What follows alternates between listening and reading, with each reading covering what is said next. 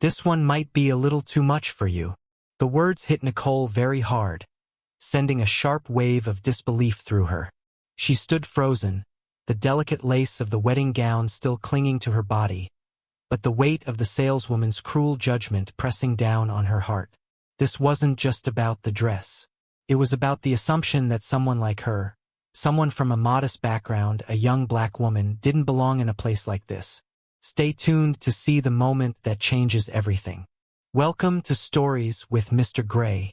If you love uncovering the truth and standing up for justice, hit subscribe, like and drop the flag of your country in the comments below. Nicole stepped into La Rose Bridal Boutique, her heart fluttering in her chest, overwhelmed by the significance of this moment. It was the day she would find the dress she would wear as she married Derek, the love of her life, the man who truly saw her when the world often didn't. Today wasn't just about a dress. It was about the life they were building together. The boutique was immaculate. Soft white walls, rows of gowns shimmering under gentle lighting. It was a world that had always felt out of reach, but today, she belonged here. Today, she was going to get the dress of her dreams. A lady in a tailored dress approached, her smile polite but uninviting. "Good afternoon. How can I help you today?" Nicole smiled, though there was a tightness in her chest. "I'm here to try on a dress." She ran her fingers over a lace gown. Perfect. Modern yet vintage, delicate yet bold. A reflection of her, of them. The dress felt like it had been made for her. The saleswoman's smile was fleeting, her eyes flicking up and down Nicole's body with a quickness that betrayed judgment. Nicole felt it. A sharp, assessing gaze, and her stomach tightened. But no, not today. Today, she was going to own this moment. "I'll help you," the woman said with a thin smile, but there was hesitation in her voice. "Let me show you something else. We have other options." Nicole forced a calm nod, brushing off the words. She was here with Derek in spirit. He'd believed in her every step of the way. He was the one who had always believed in her without judging her skin color. But then, as she stood before the mirror in the dress, something changed. A coldness filled the air. The saleswoman and her colleagues exchanged quick, uncomfortable glances. Nicole felt the atmosphere turn heavy. "I think we should look at something more suitable," the saleswoman said casually, but the cruelty in her tone hit Nicole like a slap. "This one might be a little too much for you," she said. Nicole's chest tightened, and her eyes stung with the sting of the words. It wasn't about the dress. It was about her, who she was. The very essence of her being didn't belong in this world of luxury. Not here. Not with her skin, her background. "I beg your pardon?" Nicole's voice was even, but inside, she was quaking. The lady didn't meet her gaze. "You might want something a little simpler. This isn't quite right for you." Nicole felt the walls close in. This wasn't just a critique of her dress. It was a judgment of her existence. Her throat tightened, and she almost couldn't breathe. "I'm just here to try on a dress," she said softly, but her heart pounded in her ears. "We have other clients who—" the saleswoman started to say, but she was cut off by the sudden arrival of the store manager. The woman's presence was sharp, cold, immediately dismissive. "What is the problem here?" she said, looking at Nicole as if she is a statue. "I'm afraid we're going to have to ask you to leave," the manager said with finality, her words sharp like glass. "We have certain standards here, and we don't attend to just anyhow person." Nicole stood frozen, her legs unsteady. The humiliation hit her hard. Not just the rejection, but the realization that it wasn't about the dress. It was about her. The woman who had walked in only to be made invisible. "Are you serious?" Her voice broke as the weight of the betrayal sank in. "I'm a bride. I'm a customer. How can you treat me like this?" Without a second glance, the manager nodded. "Please leave," she said, sending signal to security. Nicole was already being escorted out by the saleswoman, who pushed her toward the door. Tears welled in Nicole's eyes. She had wanted this moment to be special, to mark the start of her forever with Derek. And now, it felt like a door had been slammed in her face, the weight of the world pressing down on her. As she stepped onto the sidewalk, her heart heavy with anger and confusion, she heard a familiar voice. "Nicole?" She turned. Derek stood there, his tall frame like a shield, his face tight with concern. "What happened?" His voice was low, protective, something in it shifting as he took in the devastation on her face. Nicole tried to speak, but the words caught in her throat. The feeling of rejection, of being dismissed, stuck in her chest, and she couldn't breathe past it. She tried again, but it was hard to focus on anything except the ache in her heart. Derek's expression hardened, his voice tightening with resolve. "No one treats my wife like that." Nicole blinked, stunned by the fierce edge in his tone. "Derek, it's not worth it. It's just a dress." He shook his head, his eyes burning with something more than anger. "It's not just a dress, Nicole. It's you. And I'm not going to let this go." Derek took out his phone, his voice now hard with determination. "Buy it," he said, not asking, commanding. "All of it. Shut them down. Permanently." Nicole's heart skipped. "Derek, no. I'm making sure this doesn't happen again to anyone else." Derek cut her off, his voice full of purpose. "It's not just about you, Nicole. It's about everyone they've tried to shut out." In that moment, as he stood with her, Nicole realized Derek wasn't just her husband, he was her protector. And he would make sure the world saw her, all of her, for who she truly was. Derek's voice was steady but thick with emotion as he spoke into the phone. Nicole stood beside him, trying to process everything that had just happened. The weight of the moment, of what had occurred in that boutique, felt like it had imprinted itself on her heart. She wanted to shake it off, to believe it was just an isolated incident, but everything about it, the saleswoman's dismissal, the manager's cold words, felt so familiar, so painfully common. It was more than just rejection. It was a reminder of how some people viewed her, how society often viewed her. Her chest tightened, and for the first time in a long time, Nicole felt small. But she wasn't alone, not today. Not with Derek beside her. The look on his face was one of deep, controlled anger. There was no doubt in her mind that what had just happened to her had hurt him, too. But he wasn't about to let it stand. "I don't care about their story," Derek said into the phone, his voice cold. "Shut it down. I want the store gone now." Nicole glanced at him, surprised by the force in his voice. This wasn't the man she knew, the calm, composed Derek who ran their empire with precision. This Derek was different. Fierce, protective, raw with emotion. And in that moment, she realized how deeply he felt her pain. He wasn't just angry for her. He was angry because he couldn't stand to see her treated like this. When he hung up the phone, he turned to her, his expression softening. "You don't have to worry about it," he said, but there was an intensity in his voice that Nicole had never heard before. "You were humiliated today, Nicole, and no one should ever have to go through that." Nicole shook her head, trying to process the enormity of what he had just done. "Derek, I didn't want you to do anything. I didn't want this to turn into something bigger. I'm not doing this for attention, Nicole." Derek stepped closer, his hand reaching out to gently squeeze hers. His touch was warm, grounding. "I'm doing it because you deserve better. You deserve to feel seen, to feel respected, and I won't let anyone make you feel small. Not today, not ever." Nicole felt a lump form in her throat. She knew Derek loved her, but hearing him speak this way, so fiercely, so protectively, it was more than she had ever asked for. This wasn't just about a wedding dress anymore. It was about dignity, about belonging. As the day wore on, the news of Derek's actions spread like wildfire. Social media exploded with reactions, some applauding him for standing up for his wife, others criticizing him for using his wealth and influence to shut down a business. But the overwhelming support was undeniable. Headlines read, "Billionaire husband shuts down bridal boutique after discriminatory incident." or a husband's stand. Nicole scrolled through the posts in disbelief. She hadn't asked for any of this. She hadn't wanted to be the center of attention. She hadn't wanted her pain, her personal struggle, to be turned into a public spectacle. But as she read through the comments, messages from other women, brides-to-be, and those who had faced discrimination themselves, she felt a deep, unexpected comfort. Derek wasn't just making a stand for her.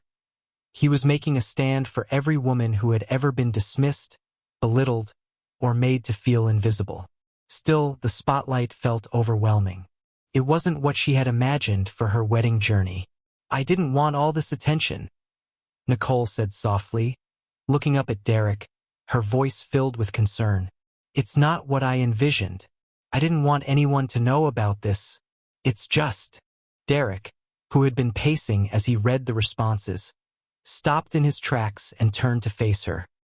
His expression was filled with understanding, but his resolve remained unshaken. "I didn't do this for attention, Nicole. I did it because you deserve to feel powerful. You deserve to be respected. No one gets to decide whether you belong here, and I'm not going to let people like that take that away from you." Nicole's heart swelled with emotion, but she felt conflicted. She had wanted her wedding dress to be a moment of personal joy, something she and Derek would share, not a political statement. But Derek was right, it wasn't just about her. Her voice trembled slightly as she spoke. "I know you're trying to protect me, Derek, but I didn't want it to be like this. I didn't want to be the symbol for all this. It feels like my story is being taken from me." Derek crossed the room to her, his eyes softening as he cupped her face with both hands. "Your story isn't being taken, Nicole. It's being told. You have every right to be a part of this revolution. The world needs to see what happened. It's about more than just you and me. It's about every woman who's ever been told she didn't belong. Every woman who's ever been dismissed because of who she is." His words hit her like a wave, crashing over the doubts and fears that had been swirling inside her. She hadn't asked for the spotlight, but maybe it was time to step into it. Maybe it was time for her voice to be heard, for her pain to be seen, not just by the world, but by the industry she had always dreamed of being a part of. "Maybe you're right," she said quietly, her eyes meeting his. "Maybe this isn't just about me. Maybe it's about every woman who's ever been told she wasn't enough." Derek nodded, a quiet determination in his gaze. "Exactly. And no matter what happens, I'm going to make sure this never happens to anyone else again." The days following Derek's decision to shut down La Rose Bridal were a whirlwind of emotions. Nicole had expected backlash, but she hadn't expected the depth of it. The world was watching, and it felt like every move they made was under a magnifying glass. Their phones were flooded with messages from supporters, media outlets, and critics alike. Everyone had an opinion on what Derek had done, on what it meant for the future of the bridal industry, and on Nicole herself. She had never imagined that her search for a wedding dress would turn into a fight for justice. Nicole stood in front of the mirror that morning, staring at her reflection. She had already gone through dozens of emotions, but today it felt different. Today, the weight of it all seemed heavier. The hope she had felt the day she stepped into La Rose Bridal had been replaced with a fierce sense of purpose. Derek's actions, his protection, had sparked something inside her that couldn't be undone. But with that spark came a flood of pressure. Her phone buzzed on the counter, snapping her out of her thoughts. She glanced at the screen. A text from Derek. "Let's talk. I've been thinking about next steps." Her stomach churned. The fight had only just begun. A few hours later, Nicole and Derek sat in their conference room, the same one where they had brainstormed their business strategies for years. But today, the stakes felt higher. The room, though familiar, now felt like a battleground. They were no longer just business partners. They were advocates, champions for change in an industry that had long been defined by exclusivity. Derek sat across from her, his eyes intent, his face a study of concentration. "Nicole," Derek began, his voice quiet but firm, "I've been thinking about how we handle this. We can't let this be just about one incident. We need to make sure it's about real change in the bridal industry, in every industry. What happened to you is unacceptable. And now we have the chance to change the system. Nicole nodded, her heart racing. But how? This is bigger than I ever imagined. I wanted to find my dress, Derek. I didn't want it to be about this. She gestured vaguely at the media reports, the growing protests, the entire circus that had surrounded her personal story. It had all snowballed so quickly, and it was overwhelming. I know, Derek said, his voice softening as he reached for her hand. I know, baby, but sometimes things happen for a reason. Maybe this is why we were meant to build Elysian Bridal. We've got the chance to redefine what this industry looks like. And it's not just about changing who gets to wear a dress. It's about changing how women are treated, how they are seen. Nicole closed her eyes, letting his words wash over her. She had spent so much of her life fighting to be seen in a world that didn't always acknowledge her. But now they were standing at the cusp of something bigger, a revolution, not just in the bridal industry, but in the way the world treated women of all shapes, sizes, and backgrounds. She couldn't back down. She couldn't let fear silence her. Okay, she said, taking a deep breath. Okay, but we have to do this right. Can't be just about us. We need to bring others with us. If we're going to make a real impact, we need to create a platform for women's voices. For everyone's voice. Derek smiled, a small glimmer of pride in his eyes. That's exactly what I've been thinking. They spent the next several hours strategizing, brainstorming how they could turn the attention on them into something that would uplift others. Later that night, Nicole found herself back in their penthouse, staring out at the city lights. The weight of the day seemed to press down on her chest, and she felt a pang of doubt. What if they were in over their heads? What if the pushback was more than they could handle? Derek came up behind her, wrapping his arms around her waist. You're thinking too much, he murmured, pressing a kiss to her temple. We've got this. We're building something that will last. Something that will change the world. Nicole turned in his arms, meeting his gaze. I'm just scared, Derek. What if we're not enough? What if we can't make a difference? Derek cupped her face gently, his thumb brushing away the tear that had escaped down her cheek. Nicole, you already have. Just by being here, by standing up. You've already changed everything. And together we'll keep changing it. Her heart swelled with emotion, but this time, it wasn't fear. It was hope for the future they were going to create. The next day, Nicole sat at the kitchen table, the soft light from the overhead pendant lamp casting gentle shadows on the sleek countertops. The coffee cup in front of her was long forgotten. Her mind was too consumed by the whirlwind of emotions and events that had unfolded over the past few weeks. Elysian Bridal was more than just a brand now, it was a symbol, a beacon for women everywhere who had been rejected, dismissed, or made to feel small. But with that light came shadows. Despite the overwhelming support from countless women, there were still those who saw Elysian Bridal as a threat. The backlash from certain sectors of the bridal industry was swift, and it wasn't just about a failed business. It was personal. Nicole scrolled through the latest news on her phone, her stomach sinking as she read the harsh words of several boutique owners. Elysian Bridal is nothing but a profit-driven scheme, one boutique owner raged in an interview. They've turned the wedding industry into a circus. This isn't what weddings are about. This is about pushing an agenda. Nicole could feel the sting of their words, but it wasn't just the critique of the brand that bothered her. It was the attacks on her, the subtle insinuations that she, someone with her background, wasn't fit to speak on luxury fashion, that her presence in the bridal space was an affront to tradition. Her heart sank further when she saw the next headline, Elysian Bridal. Too inclusive, too accessible. Has luxury become a thing of the past?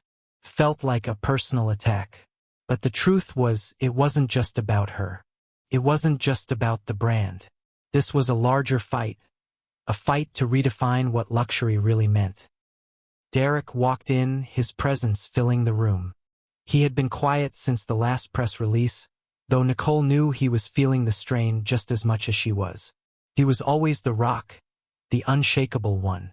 But even he couldn't ignore the growing storm around them. "Everything okay?" he asked softly, noticing the tension in her shoulders. Nicole nodded, though her heart was heavy. Just the usual. She didn't want to admit how deeply the critics were getting to her. How every negative article felt like another weight on her chest. "I didn't expect this kind of backlash. I thought we were doing something good." Derek crossed the room and sat beside her. "You were doing something good, Nicole. People are scared of change. They don't want the world to evolve. But they will. And we will make sure it does." He turned to face her, his gaze intense and unwavering. "The criticism doesn't matter. What matters is what we're building. What matters is that we're creating a space where women, all women, can feel like they belong." The next morning, Nicole received a call from one of the top bridal designers. They wanted to collaborate, blending luxury with the inclusivity Elysian Bridal had championed. It was the opportunity they had been waiting for, a chance to redefine luxury on their terms. "We're in," Nicole said with newfound determination. "Let's do it." As the company grew, so did their mission. Nicole advocated for female entrepreneurs, while Derek used his platform to elevate marginalized voices. Together, they created something bigger than a business. It was a movement. They had started with a single dress, but now they were changing the industry and the world. Nicole reflected on everything and, "I never imagined we'd get here." Derek smiled, squeezing her hand. "This is just the beginning. We'll keep pushing. For every woman who's been told she doesn't belong. They have to feel seen, heard, and important regardless of their size, shape, and skin. Everyone deserves to be loved and treated equally.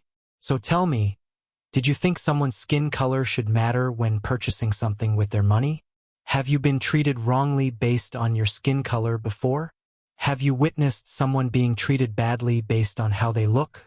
Comment below and share your thoughts. And don't forget to like and subscribe for more powerful stories. Thank you for your time and see you in the next video.